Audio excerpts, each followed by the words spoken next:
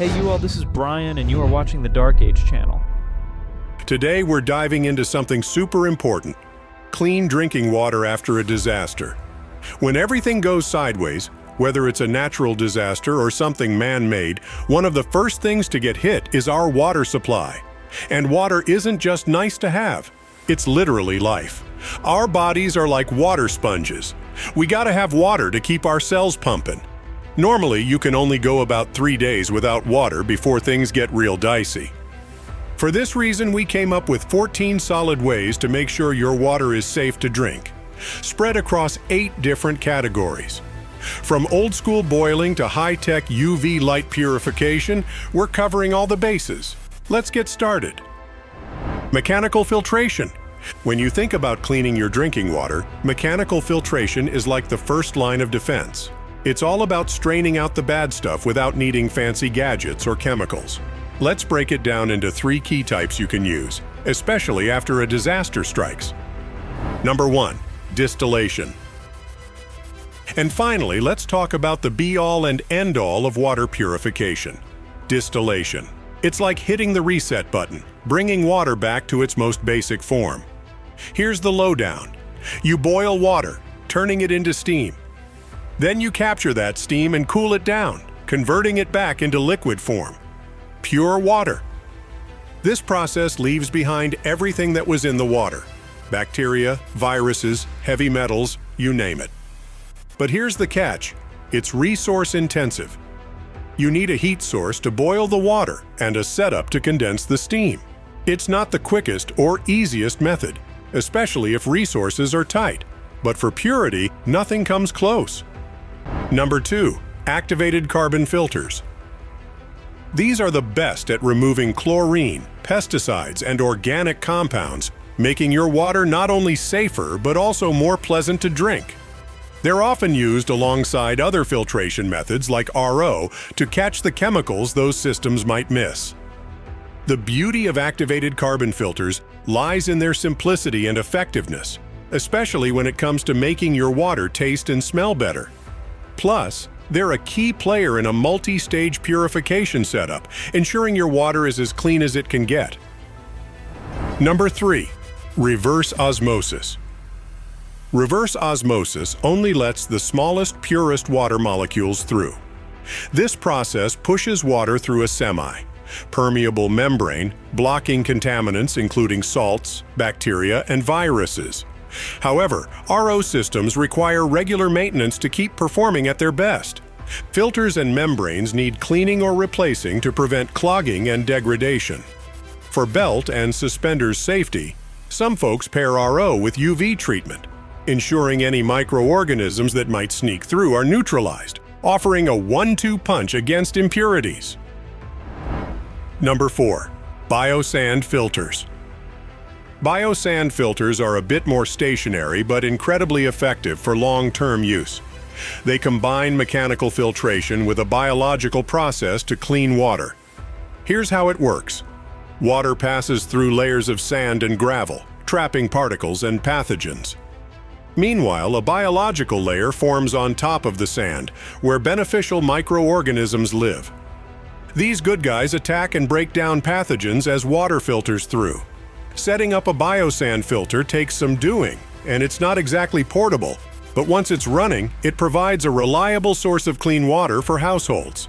It's a fantastic option for anyone looking to purify water without constant input or maintenance. Chemical treatment with potential for re-growth prevention. When you're aiming for the gold standard in water purification, combining chemical treatments with technologies that prevent the re-growth of nasties is the way to go. Number 5, microporous and adsorptive filtration. Think of microporous filtration like a super fine sieve. Products like the Life Straw use this technology to physically block pathogens, dirt, and other nasties from making it through to your drinking water.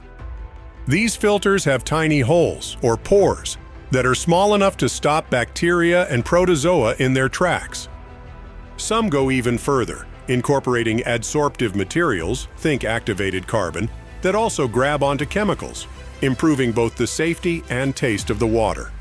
They're portable, easy to use, and require no power, making them ideal for individual use on the go. Whether you're hiking, camping, or preparing for emergencies, having one of these can make all the difference. Number 6. UV light purification. Diving into the techie side of water purification, UV light purification stands out for its effectiveness and simplicity. This method uses ultraviolet light to disrupt the DNA of microorganisms in your water, rendering them harmless. It's like flipping a switch to make water safe. No chemicals, no waiting for boiling water to cool down. However, the tech does come with a need for power. Most UV light purifiers are either battery-operated or require a plug-in power source, which means you'll need to have batteries on hand or a way to generate power, especially in off-grid situations. Some portable units can be charged via USB, making them a bit more versatile if you've got a solar charger or a portable power bank. The scope of what UV light can do is pretty impressive. It effectively takes care of bacteria, viruses, and protozoa, making it a powerful ally against a wide range of potential waterborne illnesses. One thing to note, though, is that UV purification works best on clear water. If you're dealing with cloudy or very dirty water, you'll want to filter it first to get the best results from UV light treatment. Advanced filtration technologies.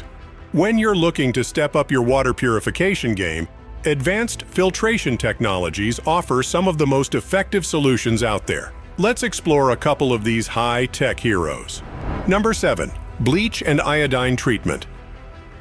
For those who prefer to DIY their water purification, regular household bleach, unscented, please, and iodine can also do the trick. The key is getting the dosage right, about 2 drops of bleach per quart of water, or according to the iodine's instructions.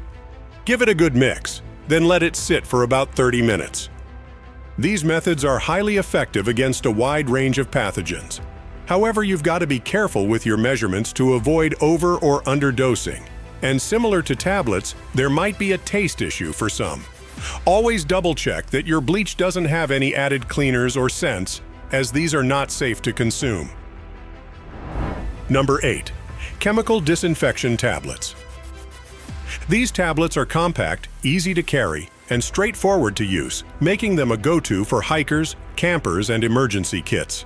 You'll find mainly 2 types on the market: chlorine-based and iodine-based. Dropping a tablet into a specified amount of water, you wait the recommended time, usually about 30 minutes, before the water's safe to drink. They're super effective at killing bacteria and viruses, and because they're pre-measured, you're less likely to mess up the dosage. The downside? Some folks aren't fans of the slight chemical taste it can leave, especially with iodine. But when safety's on the line, a little taste is a small price to pay. Number 9. Boiling. Boiling water is one of those tried and true methods that's about as simple as it gets. You take your water, heat it up until it's rolling with bubbles, and keep it at that boil for about a minute.